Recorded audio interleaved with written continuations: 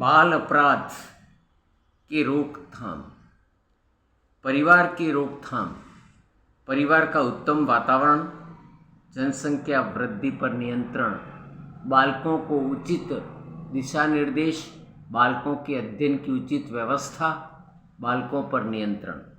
Number 2, विद्यालय की रोकथाम, विद्यालय का अच्छा वातावरण, बालकों को उचित स्वतंत्रता देना, अच्छे पुस्तकालय की व्यवस्था करना, योग्य शिक्षक लगाना, व्यक्तिगत विभिन्नताओं को ध्यान रखकर शिक्षण करवाना, पाठ्यक्रम सहगामी क्रियाओं को उचित व्यवस्था करना, व्यावसायिक शिक्षा, गोष्ठियों का आयोजन, उपचारात्मक शिक्षण, सामाजिक दृष्टिकोण को विकसित करना। समाज की रोकथाम, आर्थिक सहायता, चलचित्रों पर नियंत्रण, उचित मनोरंजन की व्यवस्था, राजनीति से दूर रखना, धूम्रपान निषेध, अनैतिक कार्यों पर रोक लगाना, संघों का गठन। बाल अपराध के कारणों को याद करने के तरीके: आनुवंशिक कारण, मनोवैज्ञानिक कारण, सामाजिक कारण, सांस्कृतिक कारण, शारीरिक कारण, पारिवारिक कारण, विद्यालय संबंधी कारण, संवाद वाहन के साधन। विशिष्ट बालक, एक्सेप्शनल चिल्ड्रन, वह बालक जो मानसिक, शारीरिक, सामाजिक व संवेगात्मक आदि विशेषताओं में औसत से विशिष्ट हो और वह विशिष्टता इस स्तर पर हो कि उसे अपनी विकास क्षमता की उच्चतम सीमा तक पहुंचने के लिए विशेष प्रशिक्षण की आवश्यकता है। ऐसे बालकों को हम विशिष्ट बालक की श्रेणी में रखते हैं। विशिष्ट बालक को 6 श्रेणियों में विभाजित कर सकते हैं। विशिष्ट बालक 6 श्रेणियां इस प्रकार हैं: बौद्धिक भिन्नता, शारीरिक भिन्नता वाले बालक, मौखिक भिन्नता वाले बालक, मनोवैज्ञानिक भिन्नता वाले बालक, सांस्कृतिक भिन्नता वाले बालक, वचन आधारित भिन्नता वाले बालक।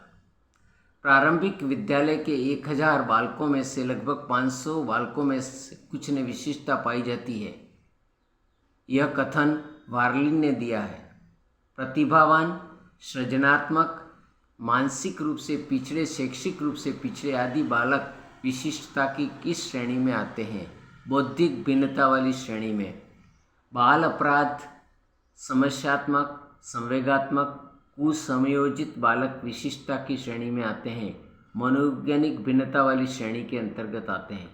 विकलांग, दृष्टिगत आदि किस श्रेणी के अंतर्गत आते हैं? शारीरिक भिन्नता वाली श्रेणी में आते हैं।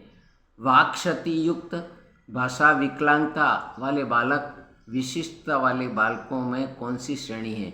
मौखिक संचार।